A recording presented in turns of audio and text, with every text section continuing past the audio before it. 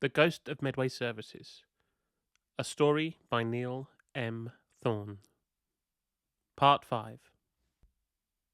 The years passed by, and for the most, the ghost enjoyed how it spent its time. Occasionally, the enormity of that great and vast eternity ahead weighed down, and during these lows, he tried once more leaving, but the doors would still not open. Those moments became fewer, the more he accepted his lot. And besides, it wasn't all bad. The world changed, at least what little passed through those doors. Cars looked newer and sleeker, fashions changed, and technology advanced. Some of the devices they carried now were beyond comprehension. When alive, he had questioned the needless expense of having a mobile phone installed in his car. Now, the whole world could seemingly fit in the palm of a hand. Had he still been a part of it, it might have been commonplace, and maybe even made life easier. What the far future would bring was a mystery, but no doubt he would see it all in the fullness of time. Then, more than 30 years after his heart gave out on that dirty bathroom floor, someone came into the services he never expected to see again. All grown up, and quite unlike how the ghost remembered him as a child, his son walked through the doors. There was no doubt in his mind as to who he was, although he could not even begin to explain how he knew this truth. He was no older than he himself had been when his life came to an end. Briefly, he thought he might be here alone, but barely a heartbeat later was joined by his family, children charging up behind, followed by his son's wife. The thing that seemed most obvious was how full of joy they all were, and this made the ghost happy, but also sad. He remembered an occasion where he had gone out on a rare day trip with his own family, but so focused on work, had spent nearly all that time on payphones, attempting to fix some deal or other that was now barely even worth remembering. He and his wife had ended up arguing, which could not have been nice for their son. There was nothing the ghost could do about it now, and instead took comfort their son was present and engaging with his own family. The hope he was here to make some sort of connection was short-lived, as clearly this was just a simple rest break. Likely he wasn't even aware that this was where his father had died. So instead, he welcomed this rare opportunity for what it was.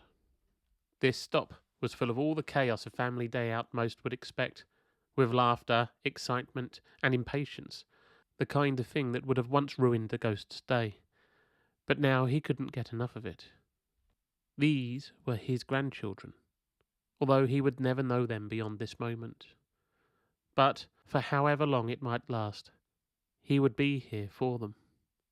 After only a short while, the happy family were getting ready to leave, the wife taking protesting children to the toilets one last time, leaving his son to clean up. Until then, the ghost had been content to simply watch and enjoy, but now alone, with his only child, he could finally speak. "I have missed you so much," he spoke earnestly, "and a moment has not gone by where you have not been in my thoughts." Though these words would never be heard, they needed to be spoken. "I am proud of the person you have become, and though I could never be there for you, I hope you will still take my advice. Cherish these moments, and do not waste them, for they will never come again.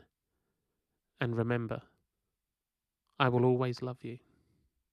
There was so much more he wanted to say, but this visit, like all others, was only fleeting.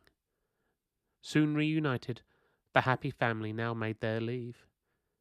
The ghost knew this could never have lasted forever, and though saddened, was still filled with more joy than he had ever experienced in life or death. To have been given just this was beyond all he could ever have hoped for, and would not change it for anything. As they headed back towards the doors, he followed, wanting to treasure every moment, until, upon reaching the threshold, his son stopped. He was caught off guard when his son looked back like he could see him.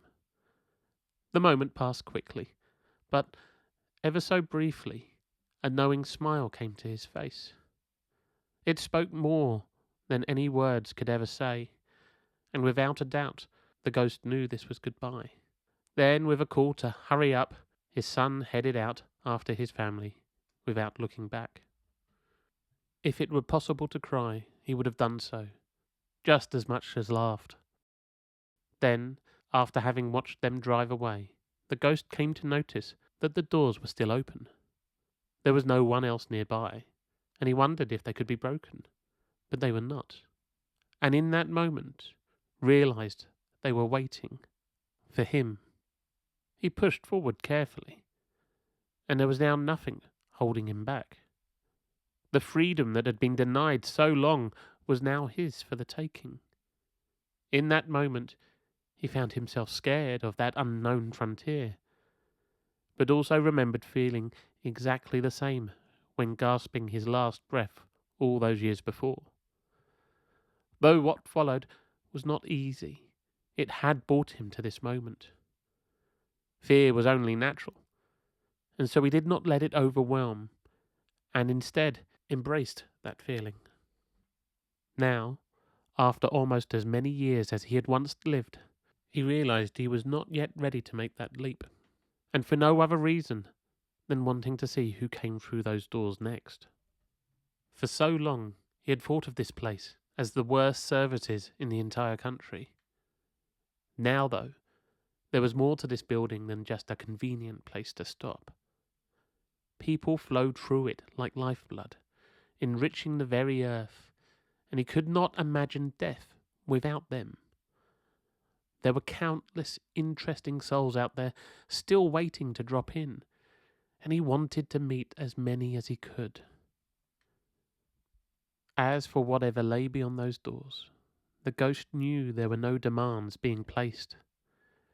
Whenever he was ready to leave would be the right time, and until then was content to remain, watching the world pass through, one moment at a time.